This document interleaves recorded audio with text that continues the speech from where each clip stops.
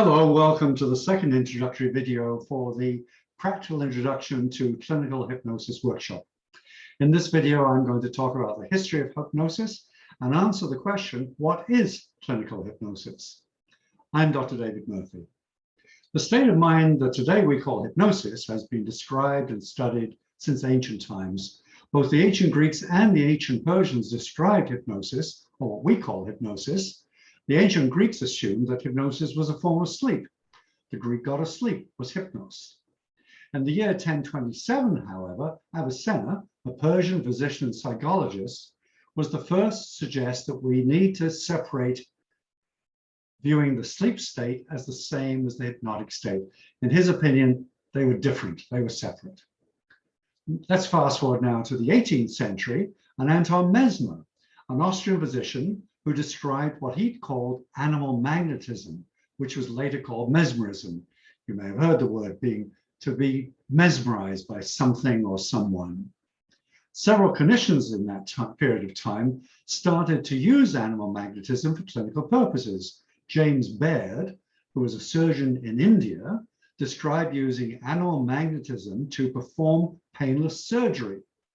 He is credited with initiating the term hypnotism to describe the procedure.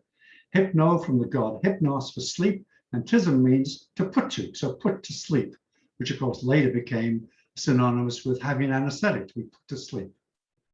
In 1834, John Elliotson reported that he had performed surgery using mesmerism.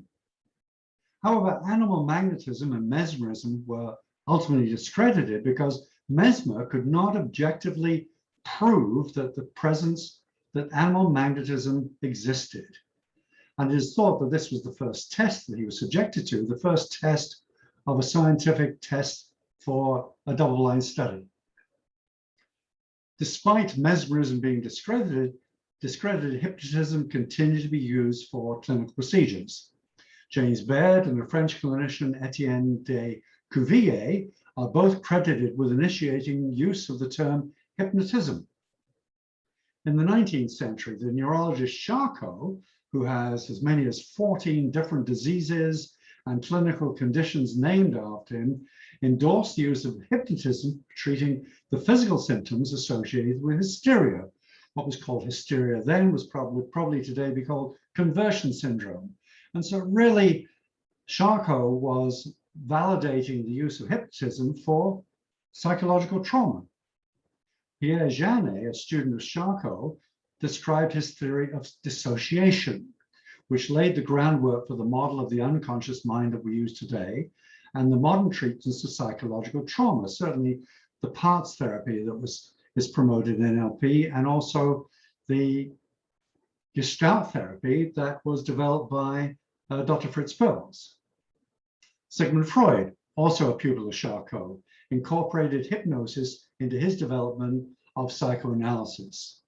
He developed what he termed abreaction therapy, I'm sure there's a German term for it, whereby the patient heals from a trauma by re-experiencing the trauma in a state of hypnosis. We still use that technique today to some extent. However, as Freud developed psychoanalysis, he moved away from using hypnosis as a treatment for psychiatric disorders. In the middle of the 19th century also, anesthetics were discovered and developed, which really made hypnosis less than helpful for use during surgery. Hypnosis, however, continued to be used by certain clinicians, particularly in the entertainment field. It was certainly used during the First World War for the treatment of shell shock. The study of modern hypnosis and hypnotism, however, is considered to have been started by Clark Hall at Yale University in the 1920s. Milton Erickson, an American psychiatrist, is often credited with reactivating interest in hypnosis as a clinical treatment for psychiatric disorders.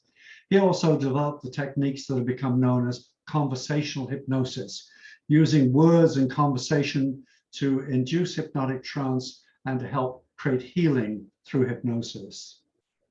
Dave Ellman, not a clinician at all, an American disc jockey and entertainer who uses his platform as an entertainer to promote the use of hypnosis in clinical situations.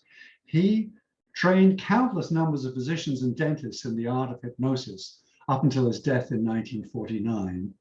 He is also credited of developing brief hypnosis induction techniques, a technique that induces hypnosis in seconds to minutes, as opposed to the more prolonged hypnosis induction techniques that were used up until this time and are still used today.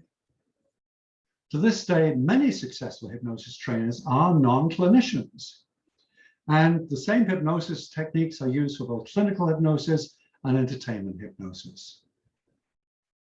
So our modern experience with hypnosis started about 300 years ago. You would think by now we would know exactly what hypnosis is, and yet we don't. There are many descriptions of hypnosis, many theories, no explanations. Perhaps because we're unable to explain hypnosis, many myths about hypnosis have developed. Firstly, we'll lose control under hypnosis. This is not true. We're always in charge of the process. We give our permission, we allow hypnosis to be induced in us, which is really self-hypnosis. I'll come back to it in a moment.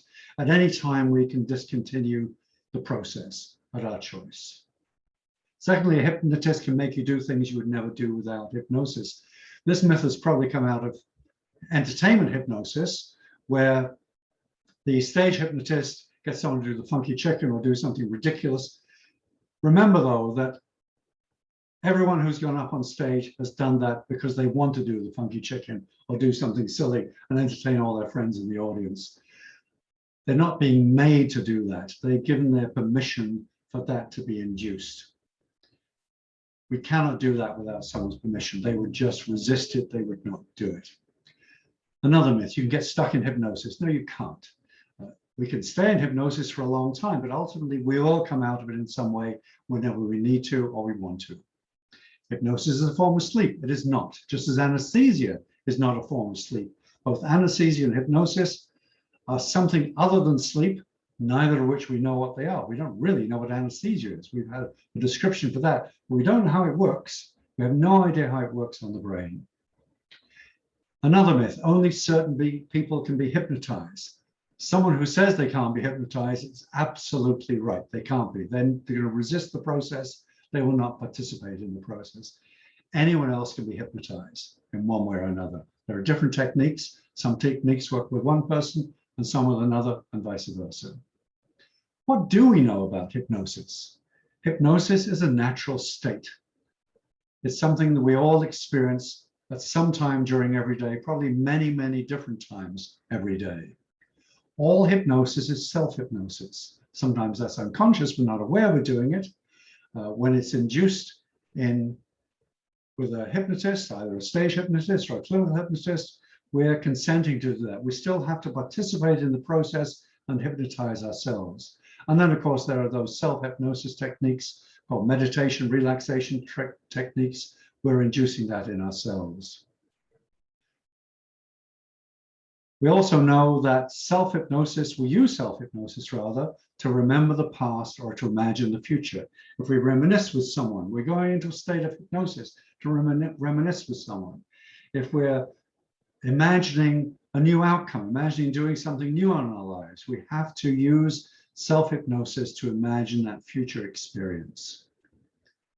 There are natural hypnosis states then, which include daydreaming, highway hypnosis, where we get lost in thought, we're driving along, we're driving automatically, we're skilled at driving, we don't need to think too much about it, so we start getting lost in thought. We might then look back on the highway and realize that we've been lost in thought and don't actually have a conscious memory of what we've done for the last few hundred yards or even a mile or so.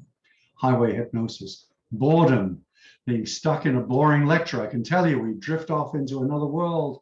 I used to anyway, to get away from that droning voice and the boring slides that were inducing the hypnotic state in me. But I made my choice to go somewhere else to survive the hour.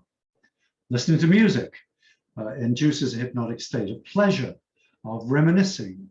Prayer, meditation induce hypnosis. Falling in love, I think it's safe to say we're in a state of hypnosis as we're falling in love. We will also go into a state of hypnosis when we're in a situation that's completely new and outside any other previous experience in our lives, such as a natural disaster, a motor vehicle accident, or fulfilling a dream like becoming an Olympic champion. We'll be in a hypnotic state in those situations. as we process those events and attempt to create meaning from those events. A common factor when we're in a state of hypnosis is time distortion. When we're in a state of hypnosis, time seems to either speed up or slow down. If we're in an emergency situation, time seems to go very, very fast. If we're in a boring situation, time seems to slow down or even stop. I believe we can group hypnosis experiences into 4 different categories. Firstly, we have that natural state of hypnosis, which is an unconscious decision to remember the past, to imagine the future, or to cope with one of life's events, both good and bad. Secondly, we have self-hypnosis, which is a conscious decision to induce a state of hypnosis in order to relax, to meditate, to pray, or to find solutions to problems, or to access a state of healing. Thirdly, there's stage hypnosis, which is a personal decision to allow an entertainer to deliberately induce hypnosis for the purpose of fun and entertainment. And lastly, there's clinical hypnosis, which is a personal decision to allow a clinician to deliberately induce hypnosis for the purpose of healing. In this workshop, you're going to learn several hypnosis techniques. You're going to learn 3 in each of the 4 sessions. You will learn in each session a self-hypnosis technique, which you can teach to anyone, your patients, friends, family. You can learn one rapid technique for inducing clinical hypnosis, and then also a specific hypnosis technique can be used in a clinical situation for healing. I'm really looking forward to sharing these ideas with you. I think hypnosis is a lot of fun to teach it, to use it in your clinical work.